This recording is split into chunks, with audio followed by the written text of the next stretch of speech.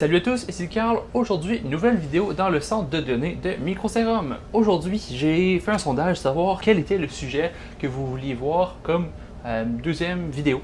Et le sujet qui a eu le plus de votes, c'est les principes de redondance. Donc, on va parler des principes de redondance, à quoi ça sert, comment on y arrive et au final, qu'est-ce qui en arrive, c'est quoi les avantages au final d'avoir toutes ces redondances-là et comment Internet fonctionne avec la redondance aujourd'hui. Petite note, dans la dernière vidéo, vous me disiez qu'il n'y avait pas de son et je trouvais que l'éclairage n'était pas super bon. Aujourd'hui, on a l'électricité, d'où le fait que la climatisation tourne, donc j'ai quand même un peu froid en ce moment. Il y a quelques switches qui tournent, j'ai éteint quelques serveurs pour pas qu'il y ait trop de bruit, mais au fur et à mesure que ça va avancer, les machines vont rentrer en production et je pourrai pas les éteindre évidemment. Donc, on va essayer de sortir les vidéos plus rapidement pour quand même avoir une bonne petite qualité de son tout en ayant une vue dans le centre de données. Bref, la redondance, c'est quoi? C'est doubler vos services pour assurer la disponibilité de votre produit, de votre service, etc. Ça part vraiment de tous les niveaux, autant de l'électricité, du réseau et des serveurs eux-mêmes.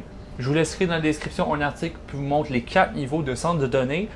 Premièrement, niveau 1 qui n'a aucune redondance, niveau 2 redondance partielle, niveau 3 redondance N plus 1, niveau 4 de redondance N plus 2. Bref, le principe de N, ça peut être un peu compliqué, j'essaie de vulgariser un peu c'est quoi. Essentiellement, N, c'est une redondance, N plus 1 si on ajoute une redondance à cette redondance-là. Donc essentiellement, dans un centre de données typique, vraiment haut de gamme entreprise, on a une redondance N plus 1, donc un centre de données de niveau 3.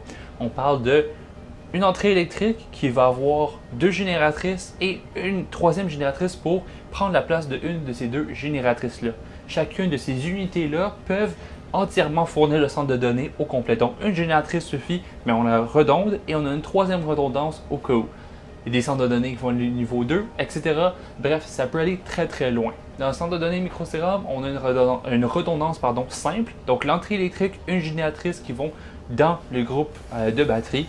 Puis, plus que le centre de données va avancer, plus il va y avoir de demandes, plus que nos clients vont avoir des besoins plus disponibles, qu'il y a vraiment moins de tolérance à la perte de disponibilité, et bien là, on va pouvoir redonder tous ces services-là. Ce qui est bien avec la façon qu'on a conçu le centre de données, c'est qu'on peut vraiment créer une redondance facile. On n'a pas de downtime. Essentiellement, c'est un fil à la fois. On met ce fil-là sur la nouvelle redondance et le deuxième sur la nouvelle redondance aussi. Bref, on a tout créé en sorte que on peut commencer avec une redondance vraiment basique, puis augmenter avec le temps. Par la suite, le même principe s'applique pour le réseau. Avoir plusieurs entrées de fibres de différents endroits dans l'édifice et à partir de l'édifice vers d'autres endroits dans la ville pour toujours assurer que si un de ces liens-là est coupé par accident, par panne matérielle, bien, vous avez quand même accès au réseau.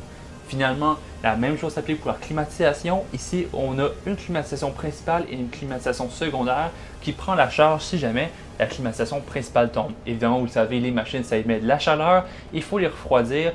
S'il n'y a plus de climatisation, les machines vont tomber assez rapidement. Ça prend environ, je dirais même pas 5 ou 10 minutes sans climatisation pour que la température monte à un seuil qui est quand même désagréable. Les machines vont continuer à tourner, mais vraiment à des seuils où est-ce que les machines ne sont pas conçues de se refroidir à cette température-là.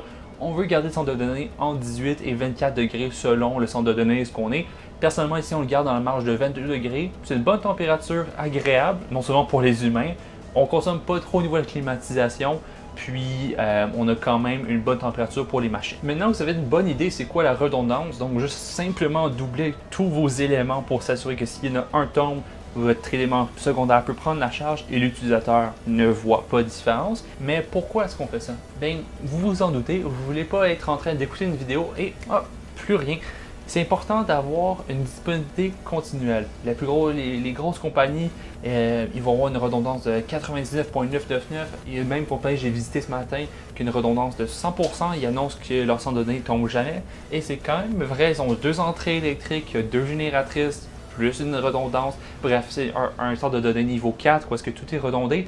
Ça dépend de qu'est-ce que vous faites. Si vous avez un simple serveur de jeux vidéo, c'est un simple site web qui est relativement peu fréquenté, vous n'avez pas besoin de payer pour un accord de niveau de service qui oblige redondance maximale. Cependant, quand on parle de Google, YouTube, Facebook, Twitter, des sites qui sont énormément fréquentés, des sites comme Amazon où est-ce que chaque seconde de uptime c'est important parce que c'est du revenu qui rentre, c'est extrêmement important que les machines soient disponibles.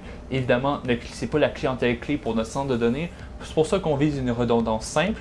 Et si jamais on a des clients qui ont vraiment des besoins plus haut de gamme, qui ont besoin d'une redondance double pour avoir un accord de niveau service plus élevé, évidemment, ils payent plus cher, mais on va pouvoir mettre à niveau notre redondance électrique et réseau. Au final, ce qu'une telle redondance vous permet de faire, c'est garantir que à votre client, son service va être fonctionnel. Parce qu'à la fin de la journée, votre client, là, il paye pour un service. Si ce service-là n'est pas disponible, ça ne fonctionne pas. Évidemment, comme je disais, il y a différents niveaux. À la maison, votre Internet a un accord de niveau service peut-être très faible. Disons que s'il y a quelques jours dans le mois où est-ce que la fibre a une panne, ben vous n'aurez pas de compensation. Mais dans les niveaux les plus élevés, chaque 15 minutes où est-ce que l'Internet tombe, il y a de l'argent qui tombe. Donc, c'est vraiment important de qualifier son niveau de service parce que plus de redondance, ça coûte plus cher, mais ça rapporte plus cher. Donc, il faut vraiment niveler, trouver un niveau plutôt où est-ce que la clientèle est confortable à payer ce prix-là, mais que le besoin de disponibilité est aussi comblé. Donc, c'est toujours vraiment important de trouver le niveau parfait. Ça n'aurait pas été intelligent pour nous d'acheter 4 génératrices entièrement redondées N+2 pour des services VPS, pour des particuliers, des petites entreprises qui n'ont pas nécessairement besoin d'un accord de service aussi élevé. De toute façon, cet accord de service-là montre aussi avec la demande. Il serait très rare qu'une compagnie va louer un VPS avec une disponibilité de 100%. Ce genre de compagnie-là va souvent avoir ses propres racks en colocation avec son propre matériel. C'est une tendance très typique. Mais après ça, il y a toujours une possibilité qu'un client ait ce besoin-là. Mais ce qu'il faut comprendre, c'est qu'il faut toujours avoir la redondance que son client demande, puis c'est un marché vraiment très très grand. Donc au final, dans les centres de données, la redondance est réellement partout. Il n'y a vraiment pas de limite à ça. Il n'y a pas de fin à ce qu'on peut redonder. On peut même mettre 2 serveurs dans 2 sites différents qui eux-mêmes ont une redondance. Ça n'a réellement pas de fin. Il faut toujours évaluer ses besoins, bien évidemment, parce que le prix monte plus qu'on est redondant. Donc, je crois que ça vous donne une bonne idée qu'est-ce que la redondance. Dans notre cas, on parle d'une entrée électrique qui va dans une switch de transfert entre Hydro-Québec, qui est le fournisseur d'électrique ici, et notre système de génératrice qui va dans un système de batterie qui fournit 2 PDU dans les racks. Les PDU, c'est des Power Distribution Units, c'est essentiellement des bords d'alimentation très haut de gamme pour serveurs qui va dans les racks.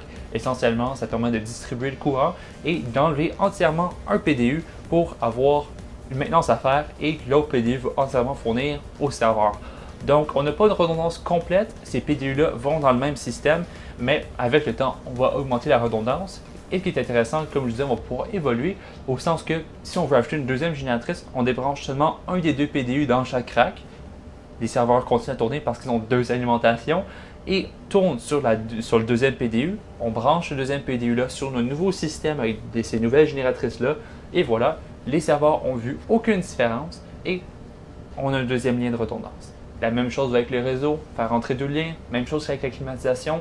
À la limite, la même chose avec la sécurité. Bref, vous aurez compris, il n'y a pas de fin, il faut vraiment évaluer ses coûts, ses besoins, et voilà. Laissez-moi savoir dans les commentaires si vous avez un peu mieux compris c'est quoi la redondance et son importance, et moi je vous dis à la prochaine. Ciao tout le monde!